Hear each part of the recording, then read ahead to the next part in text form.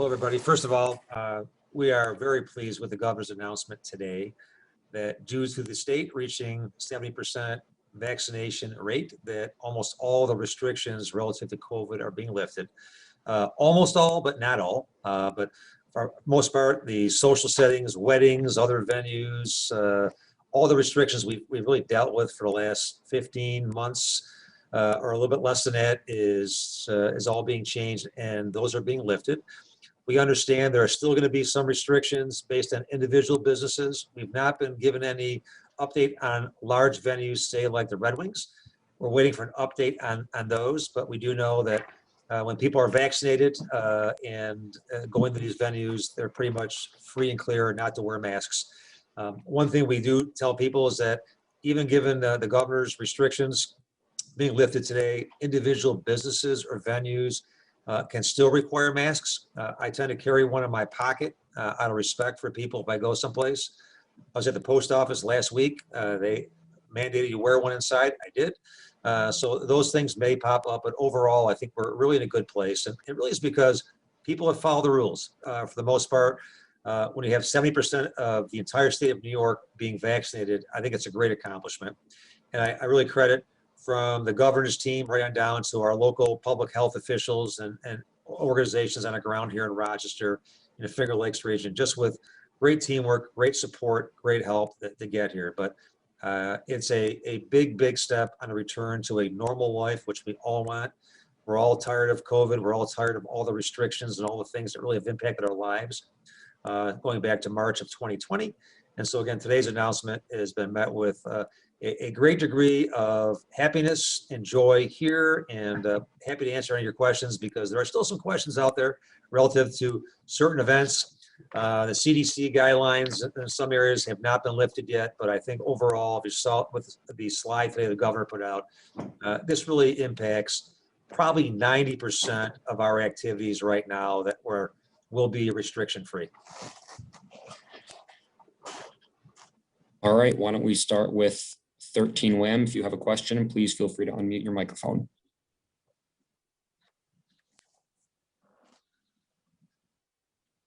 All right, Dan Gross, if you have any questions, please feel free to unmute your microphone.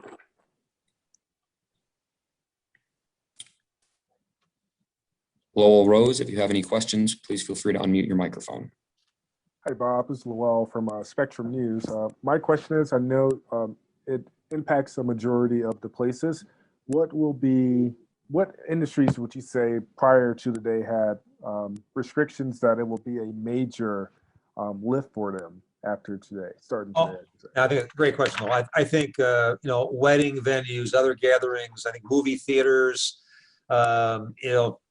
obviously bars, restaurants, gyms, which there's been a lot of lifting already, but things that we do every day. Those restrictions are now being lifted. The one question are the large venues, say like Red Wing Stadium, and having gone the opening day, you had people that were vaccinated had much more freedom and much more ability to be there with family and friends. If you weren't vaccinated, you had a special area to go into. And we're still waiting for the large venue restrictions, a really super large venue. But I think I think those answers are coming soon. They just weren't clarified today, so I don't want to mislead anybody. But almost everything in terms of the things that we do across the board, our social gatherings that we have, and right now we're in the heart of wedding season. I can't tell you how many calls we've had since the spring of last year about weddings and restrictions, and those are gone. And people that had to cancel last year now can have them. They're not going to be required to cut the number of attendees like some have done, even as early as last month in May. So it really is it's a great announcement moving forward. It really shows that we've made great progress here. And I'm going to go back to, we wouldn't be here unless people really were so responsible with following the rules and getting vaccinated. And all of our public health leaders on the front lines doing all the work they did to make those vaccines available and accessible. I would say, I know this is 70% of people with the first dose. So obviously we're not 70% for people that are fully vaccinated. Are there still precautions that people should take, or what do you tell them in light of all these restrictions being lifted? Well, I think first of all, I think common sense would apply. I don't wear a mask.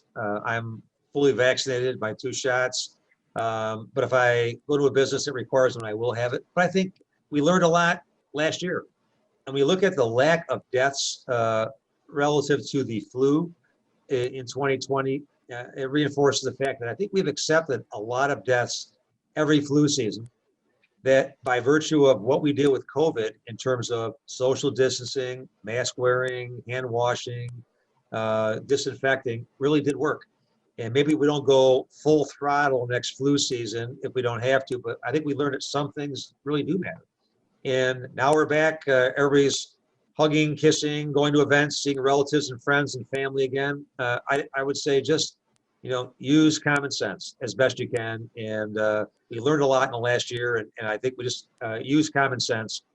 And I would urge people to really, if you have not been vaccinated, to get it. I also respect if people have a fear, a religious issue, whatever it may be.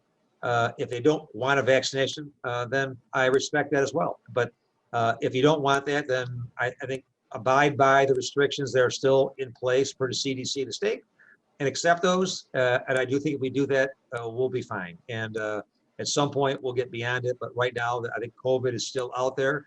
I was happy to see one of our hospital systems announced yesterday they have 0 COVID patients, which I think is a huge accomplishment for this region. Thank you. Thank you. All right, I don't see any further questions being requested in the chat box. If you have a question, please unmute your microphone.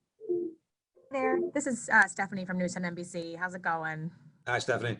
Hi, so I have a couple questions for you. The first one is just, do you have any indication on when school guidance for the fall might be released? I don't specifically. I hope soon. And I know there's been a lot of confusion with schools, and it's certainly has to be clarified. I would say, I would hope that well within the planning stages. So I think as early as possible, I would hope by July, because schools are already getting ready in August for the school year to start. So superintendents and principals and teachers and staff need to know ahead of time, and parents, what those rules will be. So I do hope they get clarified very soon. And I know there's been confusion with decisions in the past. I hope that confusion is eradicated when the new guidelines or the expectations come out before the next school semester starts in the fall. Great, thank you. And my next question was, of course, we're so excited to have, the festival, 100% capacity, but do you think the guidance came out a little too late for any of the other festivals that we love so dearly to be saved? I agree with you.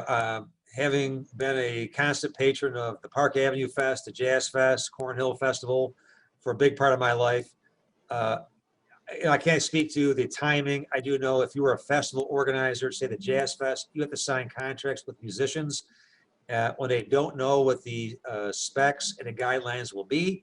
If they sign on a sense of faith and things aren't lifted, they lose a lot of money. And same thing for the vendors at these festivals. They have to know ahead of time. So I can't speak to the timing from the state. I think what the governor wanted to do is wait until they hit that 70% mark as a watermark for knocking down these restrictions. Perhaps there are festivals that can recover and recoup. I don't know if they can by now. I doubt the Jazz Festival can, but perhaps other ones might consider it. And I think the Lilac Festival, with the restrictions, did a very good job keeping it going this year. It wasn't quite the same as always, but I think they did a very good job trying to work within all these restrictions, at least keep the spirit of that going. So hopefully, Stephanie, maybe Cornhill and Park Avenue may come back and reconsider.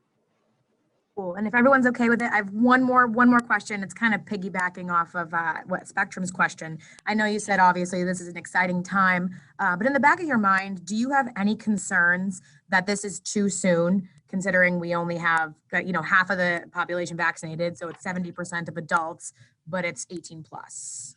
It's a great question. I think those decisions are often personal. So while the restrictions are being lifted, perhaps families or individuals make their own decisions. They don't want to go in public.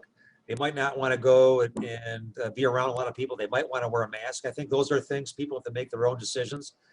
I feel very confident myself, having been vaccinated. Still am careful, but I feel very good about going to places. And I want to make a point. We just got a clarification in, which we did not have before, that large outdoor events are permitted to operate at 100% capacity with unvaccinated people, masked up. So if you're vaccinated, you're free to go with no mask. If you're not, you should wear a mask. But the outdoor events, including the Red Wings and really the big mega events, and probably the Buffalo Bills come September with that season, that they're now permitted to be at 100% capacity. And we just got that coming in. We did not have that before. Awesome. Thank you for your time. Appreciate it. Thank you. Are there any further questions before we end for the day? Hey, I have two follow-up questions from Spectrum, if you still have time. Sure.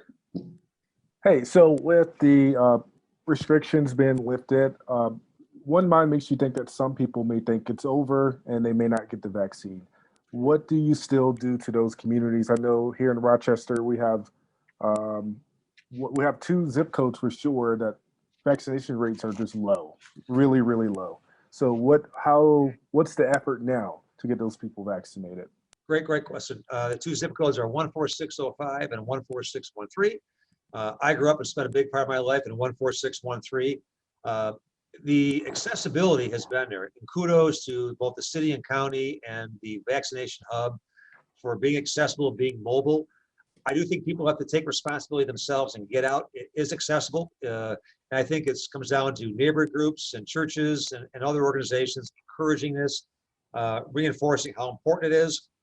And unless somebody has a personal concern not to have one, there should be no excuse for not getting one if you want one. And they're accessible, they're there. And I do think we could raise the rates in both areas over there. And especially neighborhoods that get hit often very hard with public health challenges. And I think both 14605 and 14613, and there's a lot of economic challenges in both those zip codes. We need to hopefully address some of those with this vaccine and get people vaccinated, get them back to normal. And I do believe both the city and the county will go to, and our hub will go to any length to make those accessible, going mobile, maybe going to churches on Sundays and rec centers and community sites. But I do think we can make it happen. But people also have to take the step and show personal responsibility to get this done as well. To get out, we have to walk a couple of blocks, we have to make a phone call, but it's there. And if you want to protect your family, your children, your parents, your neighbors, get one. And the other question, I know restrictions will still be in place for, of course, you mentioned schools, but public transportation, homeless shelters, correctional facilities, and things like that. Any indication on when that could end, or will hospitals be further out just because you just don't know? That's a good question. I don't know. I do think people will exercise a lot of caution in those areas. And, I've been to places now where you get to the door and they still require masks. I just respect their wishes and have it in my pocket to put it on. If I don't want to go in, then I don't go in. But I do think that employees, especially those front-facing public employees, they're still afraid for their health. So I think in those venues we mentioned before, people want to be extra careful. I'm not sure if it'll be the state or CDC when they are going to announce any changes in those protocols. But there are some places, and quite frankly, I think we may see masks in some venues this year and beyond, just for an extra level of precaution for people. All right, thank you. Thank you. One more tiny question. I'm so sorry. I know you have limited time. Just this is Stephanie from Newton NBC. Just about the DMV. Do you have any inkling on when the DMV might reopen as well? I don't personally. We could try and find out. I would think very soon, given the state taking these steps today, I would think they would be back up in operation very, very soon and not just going remote. But we'll try and get that answer and hopefully have either the state or the counties get that word out as soon as we can.